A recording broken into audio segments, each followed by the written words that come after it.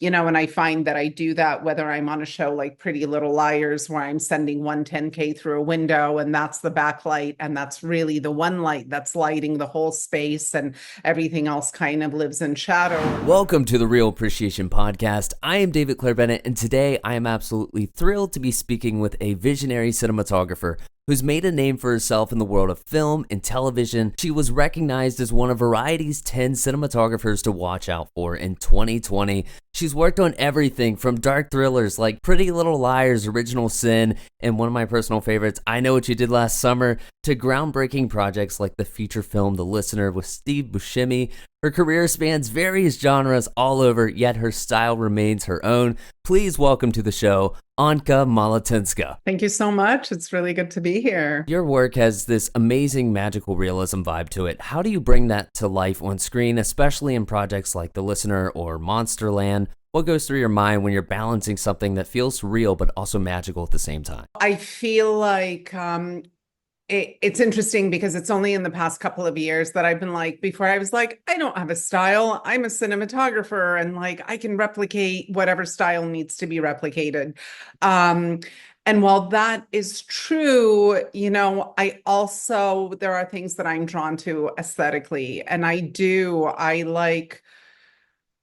I see the world as a beautiful place, and I see beauty in the ugly. And I think that's that kind of hyper real quality that you're talking about in my work, even when I like go to places where I'm like, this is going to be really desaturated or really sad. Even in the sadness, I find that there's kind of an augmented sense of reality. I think we're aesthetic beings. I think it's easier to lose ourselves in a story when there is like it's like a soft landing that will like invite us into the narrative, because the ugly can be really beautiful too, and so can the dark. Just like classical beauty can be classical beauty, but I think I'm just really attracted to beautiful things. And I think it also like maybe it comes from being a Sagittarius and having endless optimism and ability to overcome, that I move forward through life in that manner of seeing the best in people, of seeing the best in situations. And somehow visually, I think that like translates to the things that I bring to the I table. do think it does indeed. And as a screenwriter, I can relate to a lot of what you just said. Like there's certain things that I do that I'm attracted to. My key light is my backlight.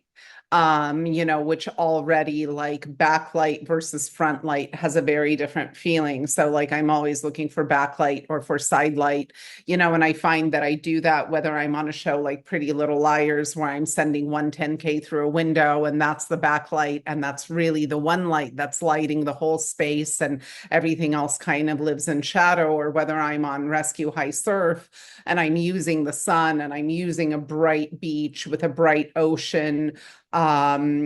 It's kind of instinctually, those are the things that I look for. That's amazing. Hey, I mentioned this earlier in the intro, but you also worked with Steve Buscemi on The Listener, which is such an intimate kind of film with Tessa Thompson at the center.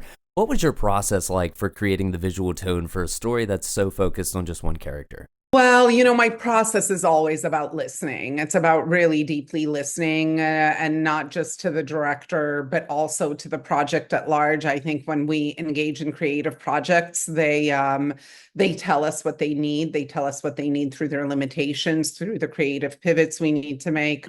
Um, it was really clear when meeting with Steve for the first time. He's an actor's director, very much, in a way, kind of like John Wells, like not really interested in a fancy camera or fancy shots. He really wants to give the space to the performers, where so that was part of my collaboration, is listening to what type of person that director is, and what they're attracted to, and what it is that they're seeking, and I think Steve really yeah, we sat down, we went through the script, Steve and our production designer and myself, and we did a page turn, and we talked about kind of Steve, the location that we chose, Steve really loved this location because it had several rooms and you could move through those rooms. And then kind of we decided that the movement through the rooms would symbolize kind of certain parts of her story. And that's what was going to give it visual character, rather than like crazy shots or crazy movement, because it was also Tessa Thompson was doing this on her week-long hiatus from Westworld. Part of also that process was the day that Tessa arrived, her and Steve being able to have a creative conversation kind of about what Steve and I had already established in order for it to work. So yeah, talking, listening, going through the script, and really, because I get a question a lot about that film of like, what kind of fancy camera tricks did you do to keep the audience interested? And it's a slow moving film. I like to say that it's like an Eastern European film set in Los Angeles. It's about grief and loneliness and sadness. And I think, for me also as an artist, what takes precedence is the story and the performance before the fancy camera moves. And really, that wasn't the story that Steve wanted to tell. And that's not the kind of filmmaker that he is. He wants a grounded camera that gives the performance room. So in Pretty Little Liars Original Sin, as well as I Know What You Did Last Summer, your visuals really dial up the tension as well as darkness, which is something I can genuinely appreciate as a horror thriller fanatic. So how do you approach creating that type of feeling through your cinematography while still making sure the characters and story shine through? Well, Pretty Little Liars definitely had some really strong visual rules that were established in the beginning, that I made some changes and contributions to when I took over the show. One of the contributions that I made is the use of a really wide angle lens, but that's a rectilineal wide lens, so it doesn't bend any lines. So it gives you this distortion that doesn't feel distorted, but it feels a little bit different. And I love, and I incorporated this into the visual language on Monsterland, inspired by one of the directors that I was working with, who was like, I love wides and horror. And at the time, I was kind of like, wides and horror? That feels like a new thing to me. And then, I started doing that. I do think, again, it's not the fisheye wide angle lenses, it's the wide angle lenses that like make a tiny space look really big and normal, but there's something off with it, and you can't quite tell what it is. You're not like, oh, they put a squishy lens on, or oh, it's a fisheye. You don't know why it's giving you the feeling that it's giving you, but that something is basically off. I find that is super effective, like really structured, beautiful wides with creepy push-ins are really great at building tension. The other thing that really builds tension that I think, worked well in Pretty Little Liars, and I feel like this is actually part of what creates a cinematic look. It's going from a really nice big wide into a tighter close up rather than living in a medium world.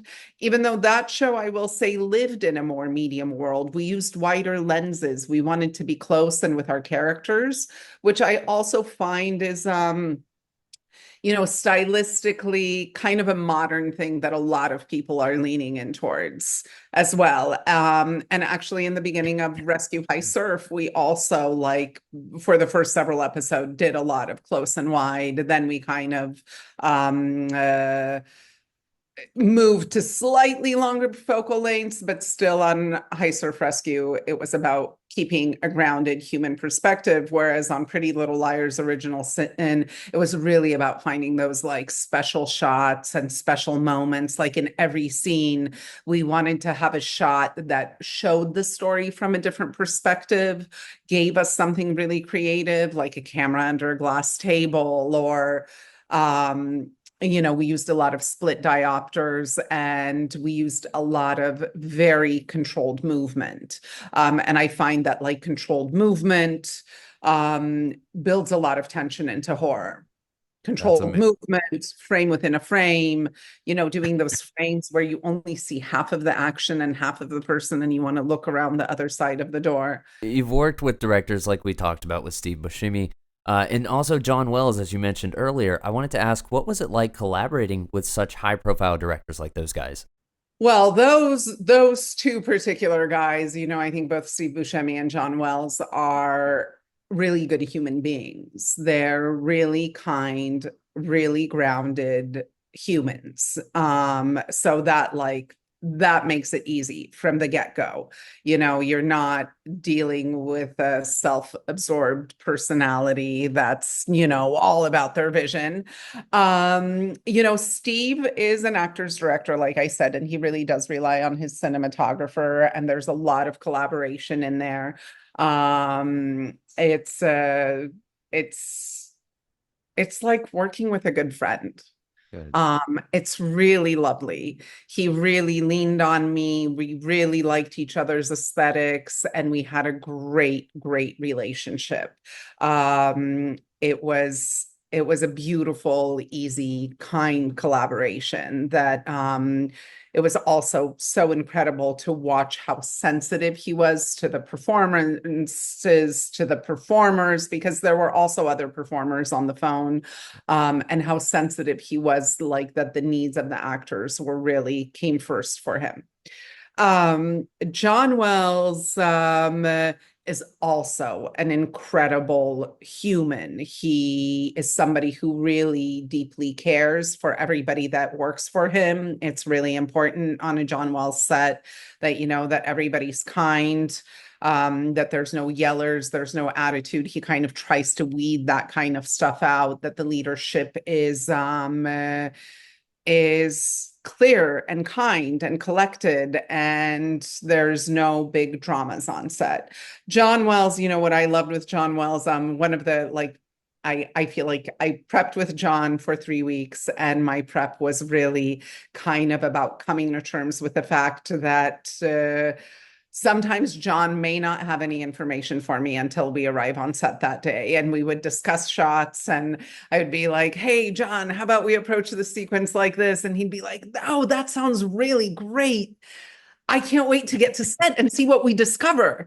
That really his process, it's kind of amazing to watch somebody who's had that kind of a career, 57 Emmys, came from really big shows. And now his desire is to be as lightweight as possible, as unkind of interrupted by the technical process, so that he can play and invent and discover on set, as opposed to like a very, controlled, structured, here's our storyboard and this is what we're doing. Obviously, it's amazing to work with somebody who has such deep confidence in their decision making. The proof is in the pudding. He's done so many shows, so I know that I can trust his leadership. But I love to say that working with John was like making jazz. That he has this like really fun, really friendly energy to him. Everybody told me that he's really impatient about the technical process. I like to think that historically I'm actually pretty fast and efficient as it is. So we kind of never butted heads on that, and we were able to jump out of the gate. I was ready for that idea that I was prepped for, that, hey, sometimes John just starts to like rolling with the camera. The show was fully handheld, and sometimes to get everybody, and that was true actually with a lot of our rescues, because there were so many technical elements. And so many people participating in those technical elements, and also we're on the edge of the ocean and the waves are pounding and you can't hear anything, and the actors are going through the medical tech of how to do things, that actually it wouldn't be, we'd be like, all right, let's just start shooting. We haven't had a real rehearsal.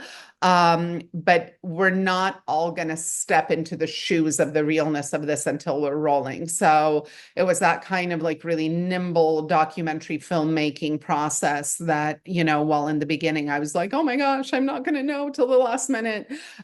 He was actually a really smart, really great collaborator. And if I ever said, hey, John, but this over here would look really great, he was really open to those suggestions on the day. But it was really fun working with him. It's really fun to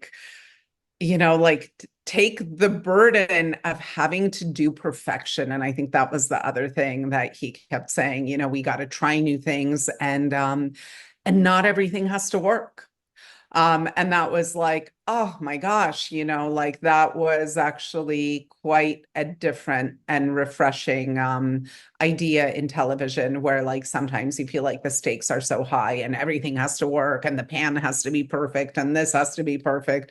It was actually, no, let's play, let's try new things. And we have to know that when we try new things, not everything will work. That's amazing. What project that you've worked on are you the most proud of? It's hard to say. I'm proud of all of them for very different reasons. So it's not like I can say that this one's the most. I really loved, what we did with the visual language in Pretty Little Liars Original Sin. I love how dark we went. I loved the permission to go that dark. And I feel like that show has such a beautiful, luscious look. But likewise, I also loved what we did on Monsterland, and Monsterland was an incredible experience because it was like shooting 4 indies with 4 different directors, and yet it still does have the semblance of the same visual language, I believe, between both my episodes and Annette Helnick's episodes. I feel like I've had this journey from the darkness to the light. High Surf Rescue was a feat for sure. I did 19 episodes. I was on set for over 158 days. Wow. There are many directors I didn't scout with. I kind of embraced working in this very organic, we can find it on the day, there's time to discuss what the scene is on the day, way of working. I'm actually really proud of all of them. And I'm really proud that I haven't stuck to one genre. That like you want bright, you want dark, you want comedy, you want horror. I actually, that's one of my favorite things as a cinematographer and as a filmmaker, is the ability to inhabit different kinds of worlds, not just to keep doing the same thing. Hey, as we wind down here, this show is really big on both gratitude as well as appreciation. And every day when I wake up and before I go to bed, I say 3 things that I'm grateful for. So I want to reverse the question onto you and ask you, what are 3 things you're grateful for in your life right now? I am super grateful for my career, and people say, don't put everything on your career. But I have to say that whenever my life got really hard, somehow film, my work, my job was the thing that was there for me, that picked me up and gave me purpose. So I'm really grateful for that. I'm really grateful for my family. Super grateful for my son and my dog, who are my incredible companions. And I'm also incredibly grateful to the Hawaiian Islands for giving me a home for the past 4.5 years. And, I don't know how much longer I'll be here, but it's been an incredible gift to have this time here. That is incredible. Where can people find you online? You can find me on Instagram at Ankavision. And actually, I am coming out with a film class that I used to teach in person to small groups of people, but now you're going to be able to download it directly through my Instagram, and it's pretty awesome. So look out for that. Is incredible. Where can people find you online? You can find me on Instagram at Ankavision. And actually, I am coming out with a film class that I used to teach in person to small groups of people, but now you're going to be able to download it directly through my Instagram, and it's pretty awesome. So look out for that. I'm David Clair-Bennett. Please subscribe if you're watching on YouTube and tap the follow button if you're listening to this on Apple Podcasts or Spotify. Thank you again so much for your time, Anka. Thank you so much.